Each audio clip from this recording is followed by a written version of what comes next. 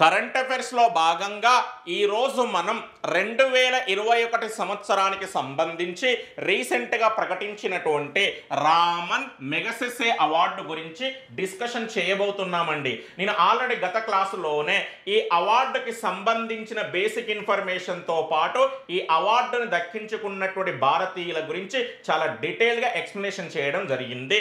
మరి కరెంట్ అఫైర్స్లో ఉన్నటువంటి ఈ అవార్డు పేరు చెప్పగానే ఫస్ట్ ఆఫ్ ఆల్ మీ అందరికీ చిన్న క్లారిటీ ఉండాలి. ఆ క్లారిటీ ఏంటి నాన్న అంటే 2021 సంవత్సరానికి సంబంధించి ఇది ఎన్నవ అవార్డు నాన్న అంటే 63వ అవార్డు. సింపుల్ గా చెప్పాలి అంటే 63rd రామన్ మెగసెసే అవార్డు.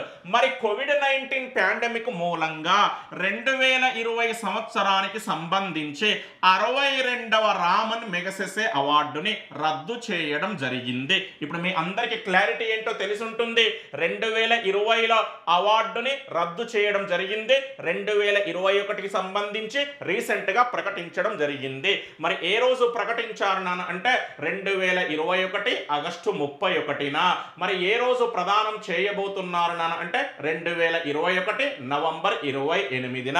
నేను ఆల్రెడీ గత క్లాస్లోనే చెప్పాను, సాధారణంగా ఈ అవార్డుని ఎవ్రీ ఇయర్ ఫిలిప్పీన్స్ దేశ రాజధాని మనీలా నగరంలో జరిగేటువంటి ఒక ప్రత్యేక కార్యక్రమంలో ఏ రోజు ప్రదానం చేస్తారు నాన్న అంటే రామన్ మెగసెసే జయంతి రోజున, అనగా ఆగస్టు 31న. కానీ 2021 సంవత్సరానికి సంబంధించి ప్రదానం చేయాల్సిన రోజు దీన్ని ప్రకటించడం జరిగింది. మరి ఎప్పుడు ప్రదానం చేయబోతున్నారు నాన్న అంటే నవంబర్ 28న. దానికి కారణం ఏంటి నాన్న అంటే కోవిడ్-19 పాండమిక్.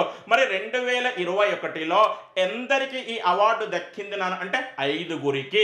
మరి 5గురు అనగానే మీ అందరికీ ఒక ఈక్వేషన్ గుర్తుకు రావాలి. ఆ ఈక్వేషన్ ఏంటి నాన్న అంటే 4+1. ఎందుకోసం నాన్న అంటే సింపుల్గా అయితే 5గురు అంటున్నాం, కానీ ఎగ్జాక్ట్గా చెప్పాలి అంటే ఈ 5గురిలో 4 మాత్రమే వ్యక్తులు ఉండగా మిగతా ఒకరు ఎవరు నాన్న అంటే ఒక సంస్థ. ఈ విధంగా 2021 రామన్ మెగసెసే అవార్డు అనగానే మొత్తం 5గురు అని గుర్తుండాలి. కానీ క్లారిటీగా చెప్పాలి అంటే 4 వ్యక్తులు, ఒకరు ఎవరు నాన్న అంటే ఒక సంస్థ ఉంది.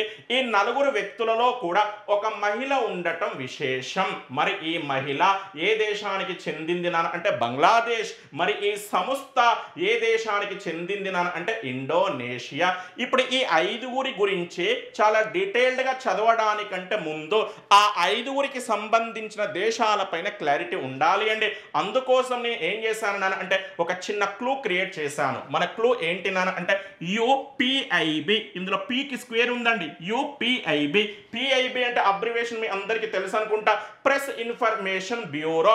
నేషనల్ లెవెల్ కరెంట్ అఫైర్స్ కు సంబంధించి జాగ్రత్త వినండి, నేషనల్ లెవెల్ కరెంట్ అఫైర్స్ కు సంబంధించి అధికారిక సమాచారం కోసం మనం ఒక సంస్థ పైన ఆధారపడతాం. ఆ సంస్థ పేరు పిఐబి, ప్రెస్ ఇన్ఫర్మేషన్ బ్యూరో. అసలు ఇది ఏంటి నాన్న అంటే భారత ప్రభుత్వానికి సంబంధించినటువంటి ఒక అధికారిక సంస్థ, అనగా ఒక నోడల్ ఏజెన్సీ. మనం maximum national level current affairs మొత్తం కూడా పిఐబి నుండి తీసుకోవడం జరుగుతుంది. ఇప్పుడు ఇక్కడ అదే క్లూను ఉపయోగిస్తున్నామండి. ఇక నువ్వు లైఫ్ లో మర్చిపోవద్దు నాన్న. 2021 రామన్ మెగసెసే అవార్డు అనగానే మన క్లూ ఏంటంటే యుపిఐబి, అందులో పీకి స్క్వేర్ ఉంటుంది. ఇక్కడ యు ఫర్ ఏంటి నాన్న అంటే USA, nothing but America. P for ఏంటి నాన్న అంటే ఫిలిప్పీన్స్. మరో పి ఫర్ ఏంటి నాన్న అంటే పాకిస్తాన్, పాకిస్తాన్. ఐ ఫర్ ఏంటి నాన్న అంటే ఇండోనేషియా. బి ఫర్ ఏంటి నాన్న అంటే బంగ్లాదేశ్. జాగ్రత్త వినండి, U for USA, P for Philippines, మరో P for Pakistan, I for India కాదు ఇండోనేషియా, ఇండియా కాదు ఇండోనేషియా, బి ఫర్ ఏంటి నాన్న అంటే బంగ్లాదేశ్. ఈ 5 దేశాలలో 3 దేశాలు ముస్లిం దేశాలు కాగా మరో 2 దేశాలు క్రైస్తవ దేశాలు.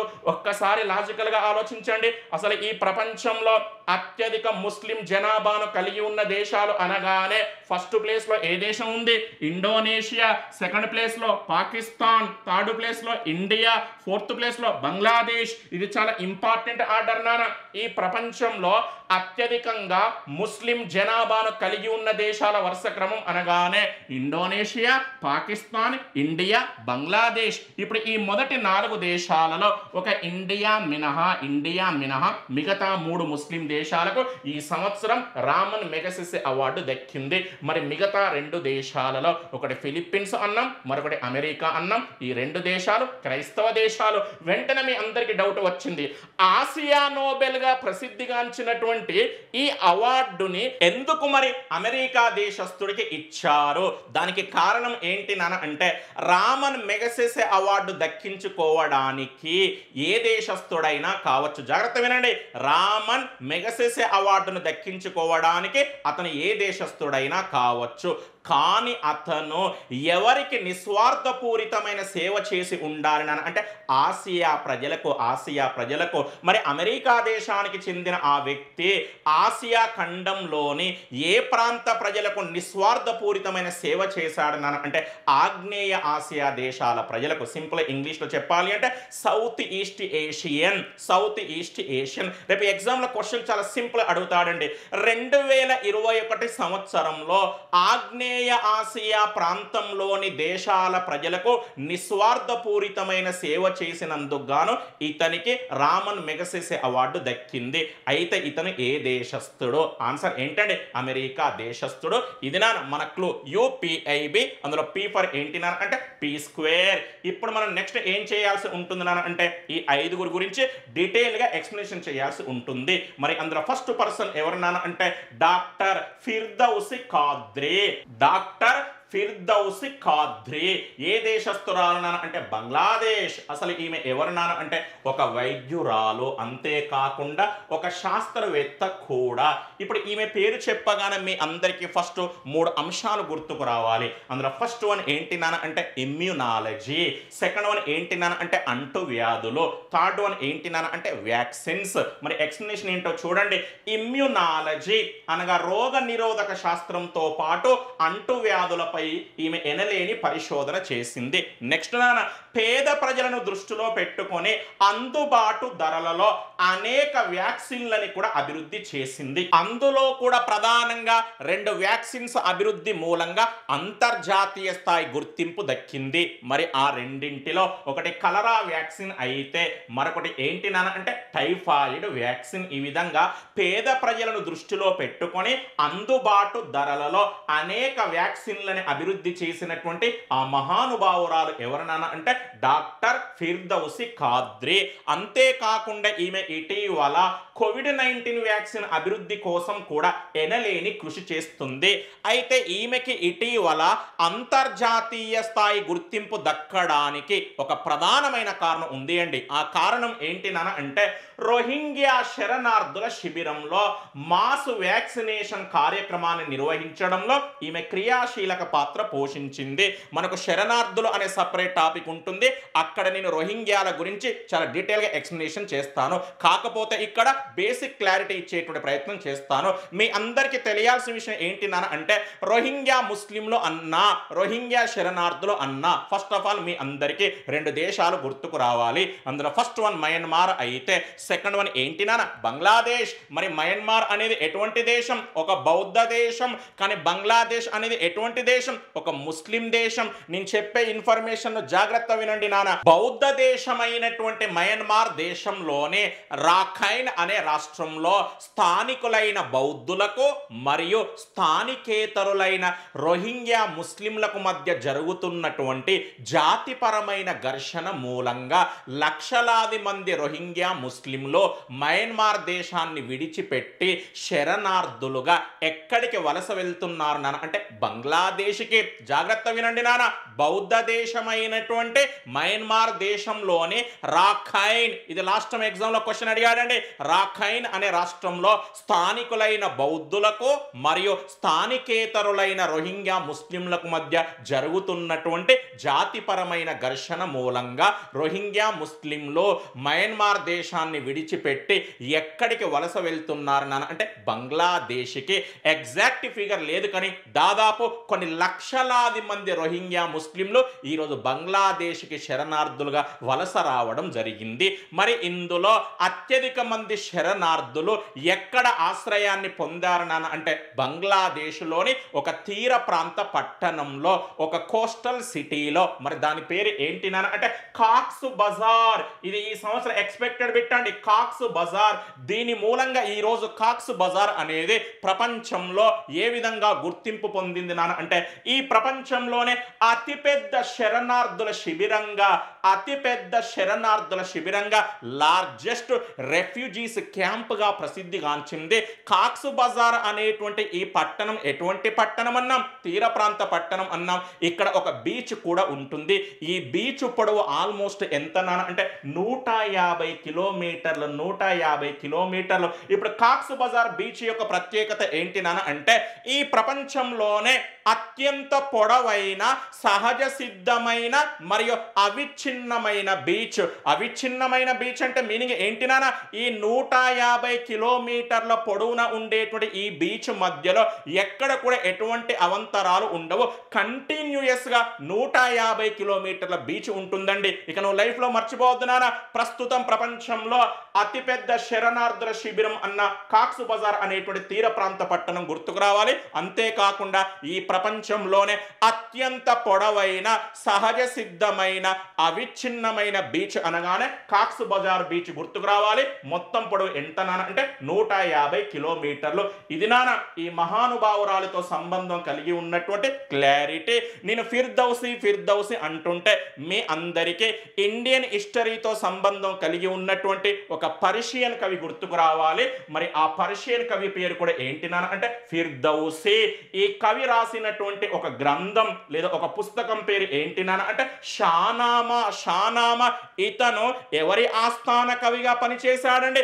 మహమ్మద్ గజనీ. ఈ విధంగా రామన్ మెగసెసే అవార్డు అందుకున్నటువంటి బంగ్లాదేశ్ కు చెందిన వైద్యురాలు లేదా శాస్త్రవేత్త పేరు ఏంటి నాన్న అంటే డాక్టర్ ఫిర్దౌసి కాద్రి. అంతేకాకుండా మహమ్మద్ గజనీ ఆస్థాన కవి పేరు కూడా ఏంటి నాన్న అంటే ఫిర్దౌసి. ఈమె గురించి ఎక్స్ప్లెనేషన్ చేసేటప్పుడు ఇక్కడ ఒక పదం వచ్చింది. ఆ పదం ఏంటంటే ఇమ్యూనాలజీ అంటే తెలుగులో మీనింగ్ ఏంటి నాన్న? రోగ నిరోధక శాస్త్రం అని అర్థం. మరి ఫాదర్ ఆఫ్ ఇమ్యూనాలజీగా పిలువబడేటువంటి సైంటిస్ట్ పేరు లేదా శాస్త్రవేత్త పేరు ఏంటి నాన్న అంటే ఎడ్వర్డ్ జెన్నర్. ఏ దేశస్థుడు నాన్న అంటే ఇంగ్లాండ్ దేశస్థుడు. తెలుగులో చెప్పాలి అంటే రోగ నిరోధక శాస్త్ర పితామహుడు, ది ఫాదర్ ఆఫ్ ఇమ్యూనాలజీ. ఎందుకోసం మరి ఇతన్ని ఈ విధంగా ప్రస్తావిస్తారు నాన్న అంటే ప్రపంచ మొట్టమొదటి వ్యాక్సిన్ అయినటువంటి స్మాల్ పాక్స్ వ్యాక్సిన్ ని లేదా మశూచి వ్యాక్సిన్ ని ఇతనే అభివృద్ధి చేయడం జరిగింది. మరి ఇతను ఈ వ్యాక్సిన్ ని ఎప్పుడు అభివృద్ధి చేశాడు నాన్న అంటే 1796లో. కానీ ఈ వ్యాక్సిన్ అధికారికంగా ఎప్పుడు గుర్తింపు పొందింది నాన్న అంటే 1798లో. ఇక నువ్వు లైఫ్ లో మర్చిపోవద్దు నాన్న, ఇమ్యూనాలజీ అనగానే జీకే కు సంబంధించి ఎడ్వర్డ్ జెన్నర్ అనే సైంటిస్ట్ గుర్తుకు రావాలి. కరెంట్ అఫైర్స్ కు సంబంధించి ఎవరు గుర్తుకు రావాలి నాన్న అంటే డాక్టర్ ఫిర్దౌసి కాద్రి. ఈమె బంగ్లాదేశ్, అతను ఇంగ్లాండ్. ప్రపంచ మొట్టమొదటి వ్యాక్సిన్ పేరు ఏంటి నాన్న? మశూచి వ్యాక్సిన్. ఏ సంవత్సరంలో అధికారికంగా గుర్తింపు పొందింది నాన్న అంటే 1798. సబ్జెక్ట్ ఎక్స్ప్లెనేషన్ అనేది చాలా డిఫరెంట్ గా ఉంటుంది అండి. వాస్తవానికి రామన్ మెగసెసే అవార్డును దక్కించుకున్నటువంటి ఈ 5 గురించి కేవలం 3 నిమిషాల్లో కంప్లీట్ చేయవచ్చు. కానీ అది కాదు నాన్న ఎక్స్ప్లెనేషన్ అనేది. వీరితో సంబంధం కలిగి ఉన్నటువంటి అనేక సమాచారాన్ని ఇక్కడ ముడిపెట్టడం ద్వారా జనరల్ స్టడీస్ లో మనం అనేక క్వశ్చన్స్ కి ఈజీగా ఆన్సర్ చేసే అవకాశం ఉంటుంది. మరి సెకండ్ పర్సన్ నాన్న ఈ మహానుభావుడి పేరు ఏంటి నాన్న అంటే డాక్టర్ మహమ్మద్ అమ్జద్ సాఖిబ్. ఏ దేశస్థుడు నాన్న అంటే పాకిస్తాన్. పేరు చాలా డిఫరెంట్ గా ఉంది చూడండి, డాక్టర్ మహమ్మద్ అమ్జద్ సాఖిబ్. అసలు ఇతను ఎవరు నాన్న అంటే పాకిస్తాన్ దేశానికి చెందినటువంటి మాజీ సివిల్ సర్వీసెస్ అధికారి. అంతేకాకుండా ఒక రచయిత. అన్నింటికంటే గొప్ప లక్షణం ఏంటి నాన్న అంటే ఒక మానవతావాది, ఫిలాంథ్రపిస్ట్, మానవతావాది. అంతకంటే ముఖ్యమైనది సామాజిక సేవకుడు, సోషల్ ఎంట్రప్రెన్యూర్. మరి ఇతని పేరు చెప్పగానే ఇప్పుడు మీ అందరికీ ఒక ఆర్థిక భావన, ఒక ఎకనామిక్ కాన్సెప్ట్ గుర్తుకు రావాలి. దాని పేరే ఏంటి నాన్న అంటే మైక్రో ఫైనాన్స్. మైక్రో ఫైనాన్స్ నేను ఫస్ట్ ఆఫ్ ఆల్ మీ అందరికీ మైక్రో ఫైనాన్స్ తెలుగులో చెప్పాలి అంటే సూక్ష్మ రుణం యొక్క డెఫినేషన్ చెప్పిన తర్వాత ఇతని గురించి ఎక్స్ప్లెనేషన్ చేస్తానండి. మరి మైక్రో ఫైనాన్స్ అంటే మీనింగ్ ఏంటి నాన్న అంటే పొదుపు సంస్కృతిని ప్రోత్సహిస్తూ, కొద్దిగా జాగ్రత్త వినండి, అర్థం చేసుకోవడానికి కూడా ప్రయత్నించండి.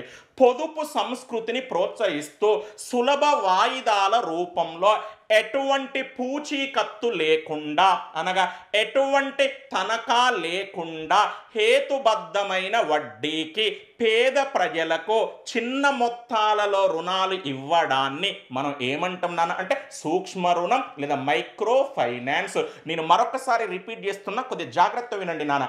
పొదుపు సంస్కృతిని ప్రోత్సహిస్తూ సులభ వాయిదాల రూపంలో ఎటువంటి పూచీకత్తు లేకుండా హేతుబద్ధమైన వడ్డీకి పేద ప్రజలకు చిన్న మొత్తాలలో రుణాన్ని ఇవ్వడాన్ని మనం ఏమంటున్నాను అంటే మైక్రో ఫైనాన్స్. అసలు మైక్రో ఫైనాన్స్ అనేటువంటి ఒక ఆర్థిక భావనని ఎందుకోసం సృష్టించారు నాన్న అంటే పేదరిక నిర్మూలనలో ఇది అత్యంత ముఖ్యమైన సాధనం కాబట్టి. ఎందుకోసం నాన్న అంటే పేద ప్రజలు రుణం కోసం బ్యాంకుల దగ్గరికి వెళ్తే బ్యాంకులు మ్యాక్సిమం వారికి రుణాలు ఇవ్వవు. ఎందుకోసం అండి, ఖచ్చితంగా బ్యాంకుల నుండి మనం రుణం తీసుకోవాలి అంటే ఆ బ్యాంకులో ఏదో ఒకటి కుదో పెట్టాల్సి ఉంటుంది, అంటే పూచీకత్తు మనం చూపెట్టాల్సి ఉంటుంది. అసలే పేద ప్రజలు, వారికి పూచీకత్తు చూపెట్టడం అనేది సాధ్యం కాదు. మరి అటువంటి సందర్భంలో పేద ప్రజలను దృష్టిలో పెట్టుకొని ఇంకా ఎగ్జాక్ట్గా చెప్పాలి అంటే పేదరిక నిర్మూలనలో ఒక ప్రధానమైన సాధనంగా సృష్టించబడ్డటువంటి ఒక కాన్సెప్ట్ ఏంటి నాన్న అంటే మైక్రో ఫైనాన్స్. అసలు ఈ కాన్సెప్ట్కి ఆద్యుడు ఎవరు నాన్న అంటే బంగ్లాదేశ్కు చెందినటువంటి ఒక మహానుభావుడు. అతని పేరు ఏంటి నాన్న అంటే మహమ్మద్ యూనస్. మహమ్మద్ యూనస్. ఈ క్వశ్చన్ రిపీటెడ్ గా అడుగుతున్నాడండి. Who was the pioneer of the micro finance system లేదా మైక్రో ఫైనాన్స్ కాన్సెప్ట్. తెలుగులో చెప్పాలి అంటే సూక్ష్మ రుణ భావనకు ఆద్యుడు ఎవరండి? బంగ్లాదేశ్కు చెందినటువంటి మహమ్మద్ యూనస్. ఈ మహానుభావుడు బంగ్లాదేశ్లో పేద ప్రజల సంక్షేమాన్ని మరియు అభివృద్ధిని దృష్టిలో పెట్టుకొని సూక్ష్మ రుణ భావనతో ఒక బ్యాంకుని స్థాపించాడు. ఆ బ్యాంకు ఏంటి నాన్న అంటే గ్రామీణ బ్యాంకు. గ్రామీణ బ్యాంకు. ఈ బ్యాంకు పేరుతో బంగ్లాదేశ్లో లక్షలాది మంది ప్రజలకు రుణాలను ఇవ్వడం జరిగింది. ఇటువంటి కొత్త కాన్సెప్ట్ను ప్రపంచానికి పరిచయం చేశాడు కాబట్టే ఈ మహానుభావుడికి 1984లో రామన్ మెగసెసే అవార్డు దక్కింది. అంతేకాకుండా 2006లో ఇతనితో పాటు ఇతను స్థాపించినటువంటి గ్రామీణ బ్యాంకుకి కూడా నోబెల్ శాంతి బహుమతి దక్కింది. జాగ్రత్త వినండి. ఆసియా అత్యున్నత పురస్కారమైనటువంటి లేదా ఆసియా నోబెల్ గా ప్రసిద్ధిగాంచినటువంటి రామన్ మెగసెసే అవార్డు దక్కింది. అంతేకాకుండా ప్రపంచ అత్యున్నత పురస్కారమైనటువంటి నోబెల్ శాంతి బహుమతి కూడా దక్కింది. అది 1984లో, ఇది 2006లో. ఇతను ప్రస్తుతం కరెంట్ అఫైర్స్ లో కూడా ఉన్నాడండి. ఎందుకోసం నాన్న అంటే ఐఓసి అనగా అంతర్జాతీయ ఒలింపిక్ సంఘం 2021 జూలైలో ఇతనికి ఒక అత్యంత అరుదైన గౌరవాన్ని ప్రదానం చేసింది. మరి ఆ గౌరవం ఏంటి నాన్న అంటే ఒలింపిక్ లారెల్. Olympic Laurel. అసలు ఈ గౌరవాన్ని ఐఓసి ఎప్పటి నుండి ప్రదానం చేస్తుంది నాన్న అంటే 2016 నుండి ఈ గౌరవం గురించి నేను ఎక్స్ప్లెనేషన్ చేస్తున్న. జాగ్రత్త వినండి నాన్న. క్రీడలను ఒక సాధనంగా ఉపయోగించుకొని వివిధ రంగాలలో ఎవరైతే అద్భుతమైన విజయాలు సాధిస్తున్నారో వారికి ప్రతి సమ్మర్ ఒలింపిక్స్ ప్రారంభం రోజున ఈ గౌరవాన్ని ప్రదానం చేస్తున్నారు. అది కూడా ఎప్పటి నుండి? 2016 Rio de Janeiro summer Olympics నుండి. జాగ్రత్త వినండి నాన్న. క్రీడలను ఒక సాధనంగా ఉపయోగించుకొని వివిధ రంగాలలో ఎవరైతే అద్భుతమైన విజయాలను సాధిస్తున్నారో వారికి అంతర్జాతీయ ఒలింపిక్ సంఘం అనగా ఐఓసి సమ్మర్ ఒలింపిక్స్ ప్రారంభం రోజున ఒలింపిక్ లారెల్ పేరుతో ఒక గౌరవాన్ని ప్రదానం చేస్తుంది. ఈ గౌరవాన్ని ఎప్పటి నుండి ప్రదానం చేస్తున్నారు నాన్న అంటే 2016 Rio de Janeiro summer Olympics నుండి అప్పుడు ప్రదానం చేశారు. మళ్ళీ ఇప్పుడు 2020 టోక్యో సమ్మర్ ఒలింపిక్స్ సందర్భంగా ప్రదానం చేశారు. మరి 2020 టోక్యో సమ్మర్ ఒలింపిక్స్ సందర్భంగా 2021 జూలైలో ఈ గౌరవం ఎవరికి దక్కింది నాన్న అంటే బంగ్లాదేశ్కు చెందినటువంటి ఆర్థికవేత్త అయినటువంటి మహమ్మద్ యూనెస్. జీకే పరంగా ఎకనామిక్స్ లో ఉన్నాడు, కానీ కరెంట్ అఫైర్స్ పరంగా ఎందులో ఉన్నాడు నాన్న అంటే స్పోర్ట్స్ లో ఉన్నాడు. ఇప్పుడు ఇక్కడికి రండి, పాకిస్తాన్ కు చెందినటువంటి డాక్టర్ మహమ్మద్ అమ్జద్ సాకిబ్ పేరు చెప్పిన మీకు ఏ కాన్సెప్ట్ గుర్తుకు రావాలి నాన్న అంటే మైక్రో ఫైనాన్స్ గుర్తుకు రావాలి. మరి ఇతని ప్రత్యేకత ఏంటో చూడండి నాన్న. పేదరిక నిర్మూలన కోసం చేస్తున్న పోరాటంలో అత్యంత ముఖ్యమైన సాధనంగా మైక్రో ఫైనాన్స్ ను గుర్తించి ఇస్లామిక్ విలువలకు కట్టుబడి ఈ ప్రపంచంలోనే అతిపెద్ద మైక్రో ఫైనాన్స్ సంస్థని అనగా మైక్రో ఫైనాన్స్ ఇన్స్టిట్యూషన్ ని స్థాపించడం జరిగింది. మరి ఈ మహానుభావుడు స్థాపించినటువంటి ఆ సంస్థ పేరు ఏంటి నాన్న అంటే అఖూవత్ ఫౌండేషన్. అఖూవత్ ఫౌండేషన్ ఎప్పుడు స్థాపించాడు నాన్న అంటే 2001 ఫిబ్రవరిలో అనగా 2021 నాటికి ఈ సంస్థను స్థాపించి ఎన్ని సంవత్సరాలు పూర్తి అయింది నాన్న అంటే 20 సంవత్సరాలు. మరి ఈ సంస్థ యొక్క హెడ్ క్వార్టర్ ఎక్కడ ఉంది నాన్న అంటే పాకిస్తాన్ దేశంలోని లాహోర్ నగరంలో. మరి ఇది మామూలు సంస్థ కాదు నాన్న, ఇంత ముందుకే చెప్పాను, ప్రపంచంలోనే అతిపెద్ద మైక్రో ఫైనాన్స్ సంస్థ, the largest micro finance institution in the world. మళ్ళీ ఈ మైక్రో ఫైనాన్స్ సంస్థను దేనికి కట్టుబడి స్థాపించాడు? ఇస్లామిక్ విలువలకు కట్టుబడి స్థాపించాడు. మరి ఆ ఇస్లామిక్ విలువ పేరు ఏంటి నాన్న అంటే మవాఖత్. మవాఖత్ మవాఖత్ అంటే మీనింగ్ ఏంటి నాన్న అంటే సోదరాభావం అని అర్థమండి. ఇంగ్లీష్ లో సింపుల్ ఏమంటున్నాను అంటే బ్రదర్హుడ్ అంటామండి. అసలు ఈ మవాఖత్ అనేటువంటిది ఏంటి నాన్న అంటే ఒక ఇస్లామిక్ తత్వం. అసలు ఈ యొక్క ఇస్లామిక్ తత్వం అనేది ఎవరి బోధనల మూలంగా వెలుగులోకి వచ్చింది నాన్న అంటే మహమ్మద్ ప్రవక్త మూలంగా. బోర్డు మీద నేను నీటి ఎక్స్ప్లెనేషన్ చేస్తున్న, జాగ్రత్త చూడండి నాన్న. మహమ్మద్ ప్రవక్త బోధనల మూల సూత్రం అయినటువంటి మవాఖత్ అనే ఇస్లామిక్ తత్వం మీద ఆధారపడి అనగా ఇస్లామిక్ విలువల మీద ఆధారపడి ఈ సంస్థను స్థాపించడం జరిగింది.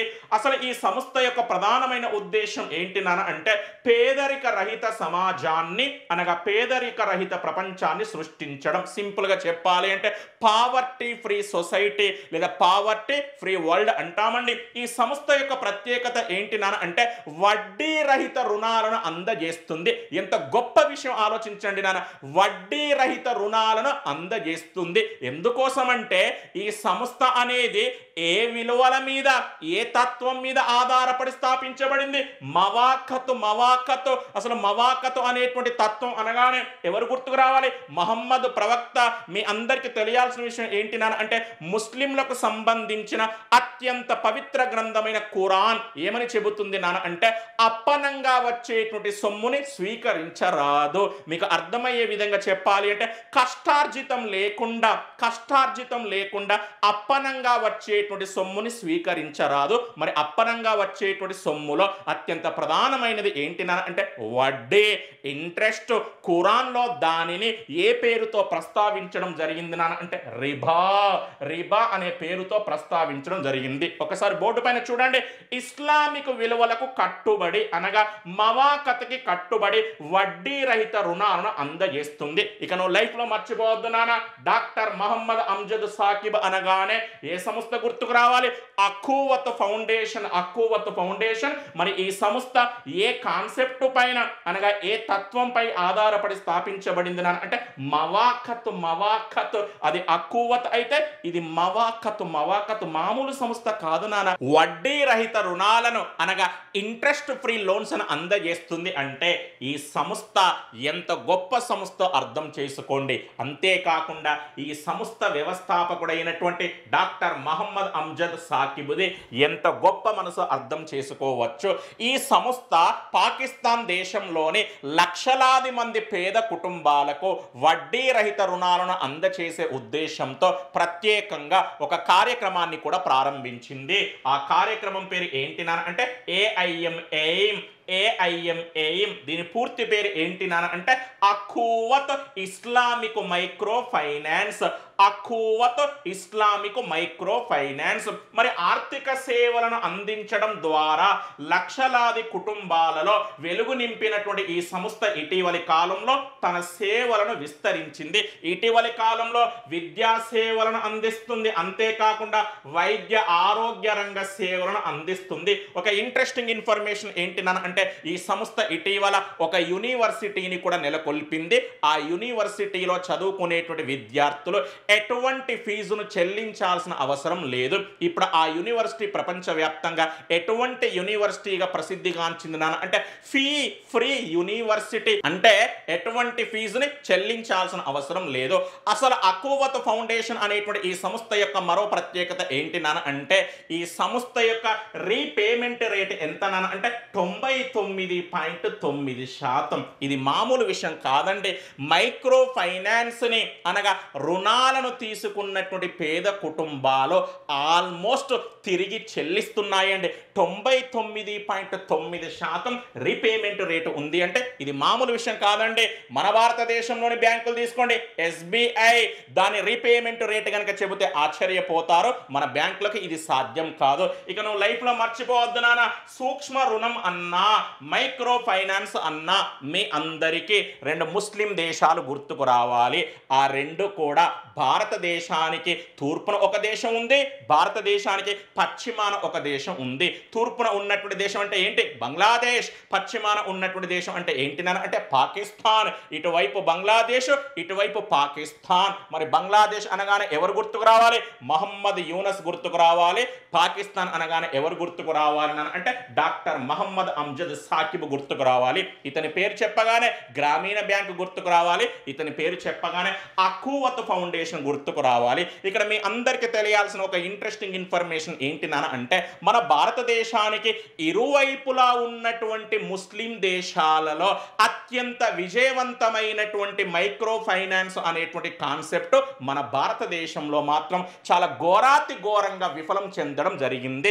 మన భారతదేశంలో మైక్రో ఫైనాన్స్ మూలంగా వందలాది మంది ఆత్మహత్యలకు కూడా పాల్పడడం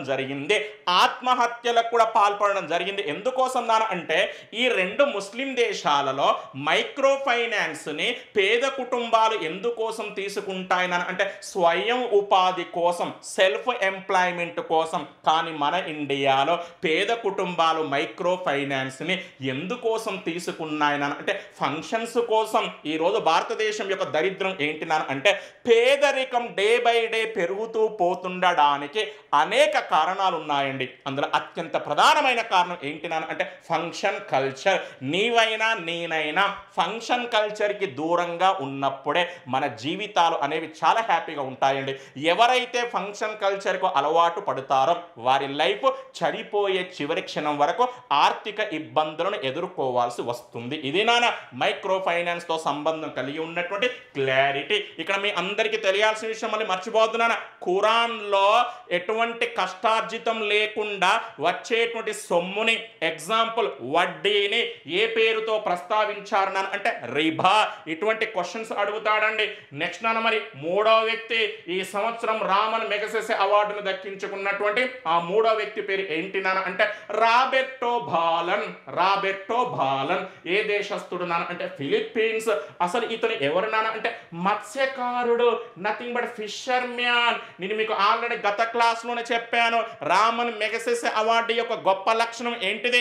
అసాధారణమైన కృషి చేసేటువంటి సాధారణమైన వ్యక్తులను గుర్తించే అవార్డు. ఒక మామూలు మత్స్యకారుడండి రామన్ మెగసెసే అవార్డు దక్కింది అంటే ఎంత గొప్ప అవార్డో ఆలోచించండి. మరి ఇతనికి ఒక నిక్ నేమ్ కూడా ఉంది. ఆ నిక్ నేమ్ ఏంటి అంటే కా దోదోయ్. కాదోయ్ కాదు నాన్న, కా దోదోయ్.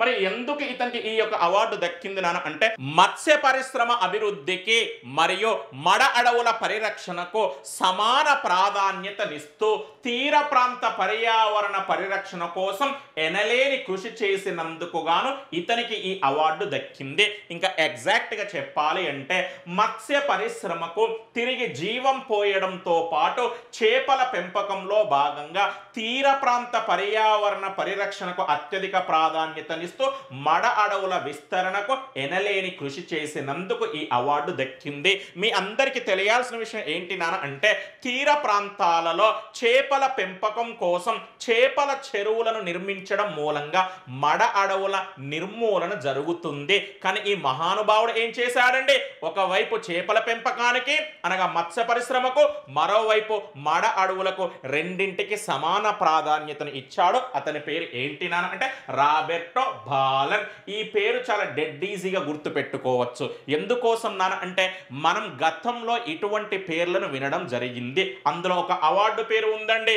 అవార్డు పేరు ఏంటి నాన్న అంటే బాలన్ డి'ఓర్ అవార్డు. దీని గురించి నేను మీకు స్పోర్ట్స్ అనే టాపిక్ లో ఫుట్బాల్ అవార్డ్స్ దగ్గర చెప్పాను. ఈ ప్రపంచంలో ఉత్తమ ఫుట్బాల్ ప్లేయర్ కి అందచేసేటువంటి ప్రధానమైన అవార్డు ఏంటి నాన్న అంటే బాలన్ డి'ఓర్ అవార్డు.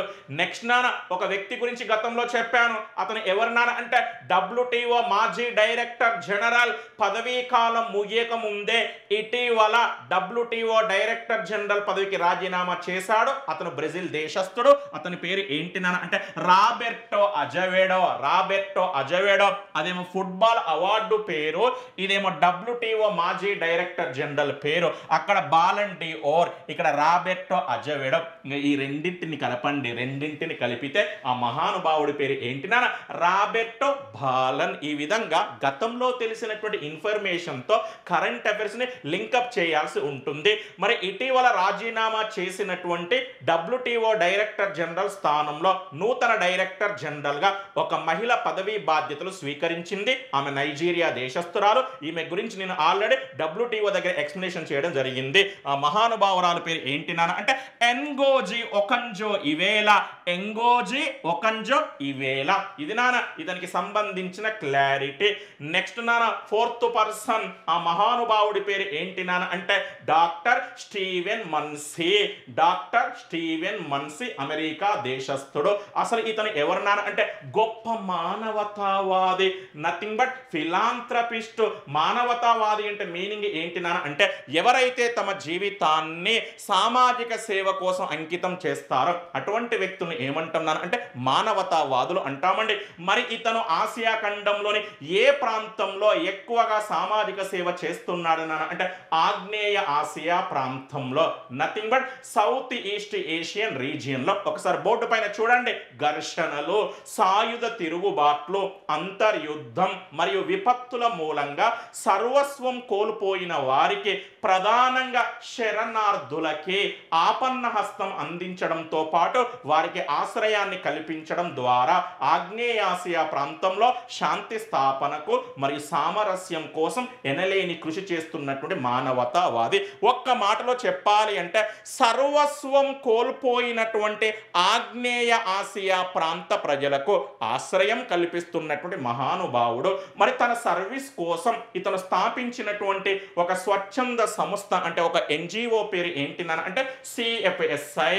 దీని పూర్తి పేరు ఏంటి నాన్న అంటే community and family services international. మరి ఈ సంస్థ పాత పేరు ఏంటి నాన్న అంటే కమ్యూనిటీ మెంటల్ హెల్త్ సర్వీసెస్. ఇతను ఈ సంస్థ పేరుతో కొన్ని దేశాలలో మాత్రమే ఎక్కువగా సర్వీస్ అందిస్తున్నాడు. అందులో ఫిలిప్పీన్స్ ఉంది, వియత్నాం ఉంది, మయన్మార్ ఉంది. ఆ మయన్మార్ లో కూడా ప్రధానంగా రాఖైన్ అనే రాష్ట్రం ఉంది. ఎందుకోసం రోహింగ్యా శరణార్థులు. కంబోడియా ఉంది, ఇండోనేషియా దేశం కూడా ఉంది. ఈ విధంగా Philippines, Vietnam, Myanmar, Cambodia, Indonesia వంటి ఆగ్నేయ ఆసియా దేశాలలో ఈ సంస్థ పేరుతో తన సేవా కార్యక్రమాలను కొనసాగిస్తున్నాడు. వాస్తవానికి ఆగ్నేయాసియా దేశాలు మొత్తం ఎన్ని ఉంటాయి? 10. వాటికి సంబంధించిన సంస్థ పేరు ఏమని చెప్పాను? ఏషియాన్. ఆ 10 దేశాలను గుర్తుంచుకోవడానికి మనకు ఏమని చెప్పాను? విమలా థామసీ బ్రూకాఫీ ఇండోనేషియా. ఇది నాన్న అమెరికా దేశానికి చెందినటువంటి డాక్టర్ స్టీవెన్ మన్సీ యొక్క ఎక్స్ప్లెనేషన్. ఇతను ఎక్కడ సర్వీస్ ఇచ్చాడో ఆగ్నేయ ఆసియా ప్రాంతంలో. నెక్స్ట్ నాన్న ఫిఫ్త్ వన్ ఏమని చెప్పాను? ఒక సంస్థ. మరి ఆ సంస్థ ఏ దేశానికి చెందింది నాన్న అంటే ఇండోనేషియా. ఆ సంస్థ పేరు ఏంటి నాన్న అంటే watch dog. Watch dog, dog కాదు నాన్న, డాక్ డాక్, వాచ్ డాక్. అసలు ఈ సంస్థ ఏంటిది నాన్న అంటే ఒక ప్రైవేట్ సినిమా నిర్మాణ సంస్థ, ఒక ప్రైవేట్ సినిమా నిర్మాణ సంస్థ. ఒక్కసారి ఆలోచించండి నాన్న, ఒక ప్రైవేట్ సినిమా నిర్మాణ సంస్థకి లేదా కంపెనీకి ఈ అవార్డుని ఇచ్చారు అంటే ఇందులో ఏదో ఒక ట్విస్ట్ ఉంది. ఆ ట్విస్ట్ ఏంటి నాన్న అంటే ఈ సినిమా నిర్మాణ సంస్థ అనేది ప్రధానంగా ఎటువంటి సినిమాలను నిర్మిస్తుంది నాన్న అంటే డాక్యుమెంటరీలను నిర్మిస్తుంది. ఇప్పుడు ఆ సంస్థ పేరులో డాక్ అంటే మీనింగ్ ఏంటి నాన్న, డాక్యుమెంటరీలు అని అర్థం. మరి ఈ సంస్థ ఎటువంటి వాటికి సంబంధించిన డాక్యుమెంటరీలను నిర్మిస్తుంది నాన్న అంటే మానవ హక్కులు, సామాజిక న్యాయం మరియు పర్యావరణ సమస్యలు వంటి అంశాల నేపథ్యంగా డాక్యుమెంటరీలను నిర్మిస్తుంది. ఒక్క మాటలో చెప్పాలి అంటే ఇది పేరుకే ఒక సినిమా నిర్మాణ సంస్థ, కానీ వాస్తవానికి ఇది ఇండోనేషియా దేశంలో ఎటువంటి పాత్రను పోషిస్తుంది నాన్న అంటే మీడియా పాత్రను. అందులో కూడా ఇది ప్రధానంగా ఇన్వెస్టిగేటివ్ జర్నలిజాన్ని నమ్ముకుంది. అందులో భాగంగా డిజిటల్ టెక్నాలజీని ఉపయోగిస్తుంది, డాక్యుమెంటరీలను కూడా నిర్మిస్తుంది. ఒకసారి బోర్డు పైన చూడండి, ఇండోనేషియా మీడియా పరివర్తన కోసం చేస్తున్న కృషిలో భాగంగా investigative journalism, documentary film making, digital టెక్నాలజీలను ఈ సంస్థ శక్తివంతంగా ఉపయోగిస్తుంది. ఎందుకోసం అండి, ఈ సంస్థ నిర్మించేటువంటి డాక్యుమెంటరీలు ప్రధానంగా వేటిపైన నిర్మిస్తుంది, మానవ హక్కుల నేపథ్యంగా, సామాజిక న్యాయం నేపథ్యంగా మరియు పర్యావరణ సమస్యల నేపథ్యంగా. మరి వీటిపైన డాక్యుమెంటరీలను నిర్మించాలి అంటే ఈ సంస్థ ఖచ్చితంగా ఎటువంటి రూపాన్ని, ఎటువంటి అవతారాన్ని ఎత్తాల్సి ఉంటుంది నాన్న అంటే ఇన్వెస్టిగేటివ్ జర్నలిజం. ఒక్క మాటలో చెప్పాలి అంటే ఇండోనేషియా దేశంలో ఈ సంస్థ స్వతంత్ర మీడియా సంస్థగా అత్యంత పవిత్రమైన యుద్ధాన్ని చేస్తుంది. ఎందుకోసం నాన్న అంటే ఈ రోజు ఈ ప్రపంచంలో ఇండిపెండెంట్ మీడియా అనేది అనగా స్వతంత్ర మీడియా అనేది అత్యంత అరుదైన అంశంగా ఉంది. ఎందుకోసం అంటే ఏ దేశం తీసుకున్న మీడియా అనేది ప్రభుత్వాలకు అమ్ముడు పోయింది కాబట్టి ఈ విధంగా ఈ సంస్థ ప్రజలకు అవగాహన కల్పించడంతో పాటు వారిలో చైతన్యానికి కూడా పాటుపడుతుంది. మరి ఈ సంస్థ యొక్క ప్రత్యేకత ఏంటి నాన్న అంటే వర్ధమాన నాయకత్వం అనగా ఎమర్జెంట్ లీడర్షిప్ అనేటువంటి విభాగంలో రామన్ మెగసెసే అవార్డును దక్కించుకున్నటువంటి మొట్టమొదటి సంస్థగా చరిత్ర సృష్టించింది. నేను మీకు ఆల్రెడీ గత క్లాస్లోనే రామన్ మెగసెసే అవార్డుని ఎన్ని విభాగాలలో ప్రదానం చేస్తారో ఎక్స్ప్లెనేషన్ చేయడం జరిగింది. మొత్తం ఎన్ని విభాగాలలో ప్రదానం చేస్తారో 6 విభాగాలలో. కానీ ఆ 6 విభాగాలలో ప్రస్తుతం ఒకే ఒక్క విభాగాన్ని మాత్రమే కొనసాగిస్తున్నారు. మిగతా 5 విభాగాలను గతంలోనే పక్కకు పెట్టడం జరిగింది. మరి ఆ ఏకైక విభాగం పేరు ఏంటి అంటే వర్ధమాన నాయకత్వం లేదా ఎమర్జెంట్ లీడర్షిప్. వాస్తవానికి ఈ విభాగంలో నేటి వరకు ఒక్క సంస్థ కూడా అవార్డు దక్కలేదు. మొట్టమొదటిసారిగా ఈ విభాగంలో రామన్ మెగసెసే అవార్డును దక్కించుకున్నటువంటి సంస్థ ఏంటి అంటే వాచ్ డాక్. ఏ దేశానికి చెందింది అంటే ఇండోనేషియా. మరి ఈ సంస్థకి ఈ విభాగంలో ఈ అవార్డు దక్కింది అంటే మరి మిగతా 4గురికి రామన్ మెగసెసే అవార్డు ఏ రూపంలో దక్కింది, జనరలైజ్డ్ గా. లాస్ట్ టైం క్లాస్ లో చెప్పాను, వర్ధమాన నాయకత్వం అనేటువంటి విభాగంతో పాటు జనరలైజ్డ్ గా కూడా ప్రస్తుతం ఈ అవార్డును ప్రదానం చేస్తున్నారు. మరి ఈ 4గురిలో అమెరికా దేశానికి చెందినటువంటి డాక్టర్ స్టీవెన్ మన్సి ఉన్నాడు, ఫిలిప్పీన్స్ దేశానికి చెందినటువంటి రాబెర్టో బాలన్ ఉన్నాడు, అంతేకాకుండా పాకిస్తాన్ దేశానికి చెందినటువంటి డాక్టర్ మహమ్మద్ అమ్జద్ సాకిబ్ కూడా ఉన్నాడు, అంతేకాకుండా బంగ్లాదేశ్ కు చెందినటువంటి మహానుభావురాలు పేరు ఏంటి అంటే డాక్టర్ ఫిర్దౌసి కాద్రి. ఇది 2021 సంవత్సరానికి సంబంధించినటువంటి 63వ రామన్ మెగసెసే అవార్డు యొక్క కంప్లీట్ ఎక్స్ప్లెనేషన్. వాస్తవానికి ఈ టాపిక్ ని నేను క్లాసు ప్రారంభంలోనే చెప్పాను, 3 నిమిషాలలో కంప్లీట్ చేయవచ్చు. జస్ట్ వారి పేర్లు, వారి దేశాల పేర్లు రాయొచ్చు, కానీ చదువుకునేటువంటి విధానం అది కాదు. మీరు ఒక్కసారి లాజికల్ గా ఆలోచించండి నాన్న. ఇప్పటి వరకు మనం డిస్కషన్ చేసినటువంటి ఇన్ఫర్మేషన్ లో జనరల్ స్టడీస్ కి సంబంధించినటువంటి ఎన్ని అంశాలను కవర్ చేశామో ఆలోచించండి. ఈ విధంగా ఇంటిగ్రేటెడ్ గా గనక ఎవరైతే ప్రిపరేషన్ అవుతారో వారు ఖచ్చితంగా జనరల్ స్టడీస్ లో అత్యధిక మార్కులను సాధించడానికి అవకాశం ఉంటుంది. Thank you.